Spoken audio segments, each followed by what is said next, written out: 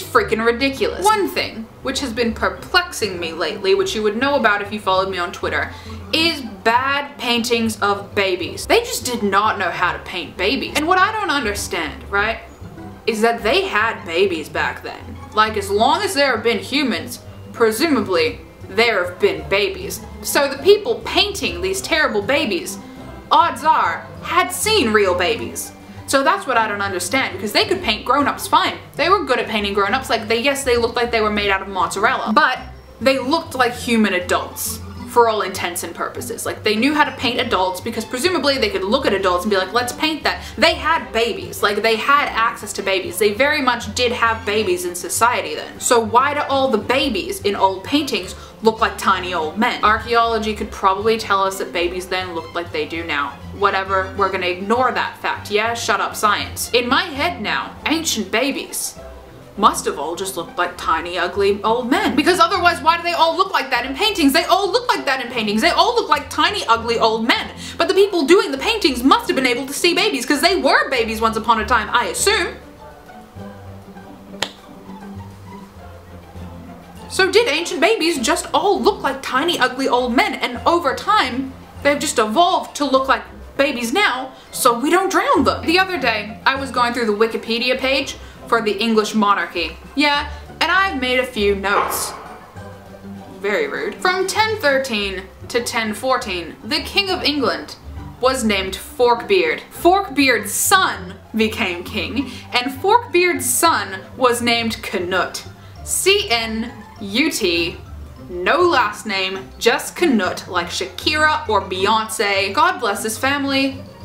God bless us all. Speaking of fabulous names, titles throughout history are so ridiculous. Like, some people get really awesome titles. Like, you got like Alexander the Great, but then you've also got people like Piero de' Medici, who was known as Piero the Gouty, and his grandson, Piero the Unfortunate. Now, between the two, there was Lorenzo the Magnificent, which is great, he did fine, but his father and his son were the Gouty and the Unfortunate. So really, it's just snakes and ladders all over the place with historical titles, isn't it? I also enjoy Emperor Justinian, who was known as Justinian the Slitnose. What must he have looked like though if his literal title was Justinian the Slitnose? I'll Google image that and I'll put a picture here, and I hope it's not disappointing. It's probably disappointing, isn't it? Because he's not gonna look like Voldemort. Sucks. While we're back in Italy, back in the day, stealing holy relics was like a big thing. They're not just talking like wood from Jesus's cross, the bodies. They were stealing bodies. A lot of them, like a lot of bodies. And the way that they found the bodies is that they said that the holy bodies produced a sweet smell. So they would be like, oh, I can smell something lovely, let's follow my nose to a body and then steal the body and take it back to our homeland. Perhaps the most famous example of this is that the Venetians stole St. Mark. Two dudes go to Egypt, steal St. Mark's body, hide it in a pile of pork, because the Egyptians couldn't touch the pork to go through it, find the body, take it back to Venice, where this is where history and legend separate, but we're gonna go with legend because it's much more interesting. Hid his body in a pillar, died, didn't tell anybody where the body was, so they lost his body until one day the column split open and an arm came out.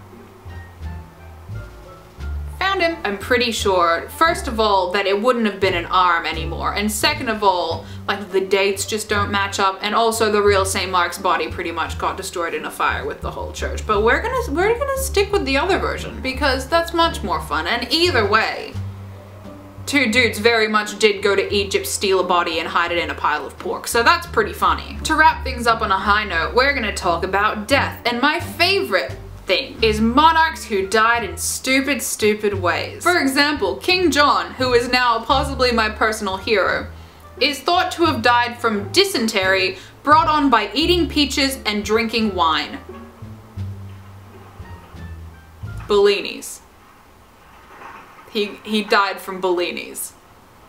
That is the best death I have ever heard. Death by Bellini will also be a great name for my blog when I'm 40. You don't get that nowadays, do you? You don't say like, oh no, my great uncle died. What happened? Drank too many Bellinis. because he was the King of England and could just eat and drink whatever he wanted, so he just had peaches and wine. Death by Bellini. I love history. I love King John. God bless us all.